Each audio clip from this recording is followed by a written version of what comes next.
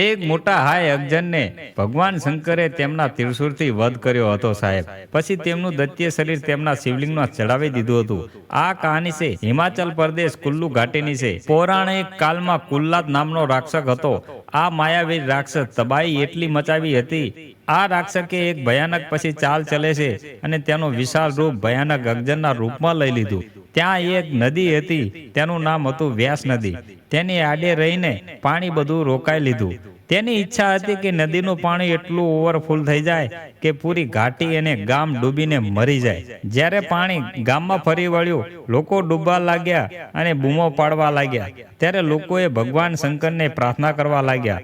ભક્તોની બૂમો સાંભળીને ભગવાન શંકર તરત પ્રગટ થયા અને ભગવાન શંકરે ત્રિશૂળ ઉઠાવ્યું અને અગજરને એક જ પ્રહાર કર્યો ને ત્યાં ઢેર કરી નાખ્યો. કહેવામાં આવે છે અગજર એટલો વિશાળ હતો, અગજર મરી ગયો છતાં પણ એટલો વિશાળ હતો, એનો એક પહાડ બની ગયો. પહાડ ઉપર પછી ભગવાન ભોળાનાથે શિવલિંગ પ્રગટ કરી.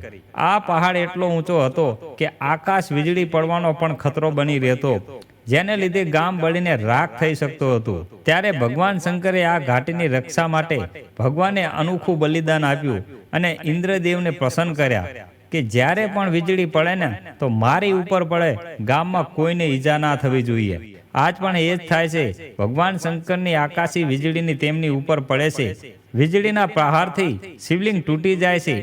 ત્યારે એક ચમત્કાર થાય છે. મંદિરના પૂજારી શિવલિંગને માખણનો લેપ લગાવે છે ને ત્યારે ધીરે ધીરે એ શિવલિંગ જેવી હોય ને એવી જ થઈ જાય છે.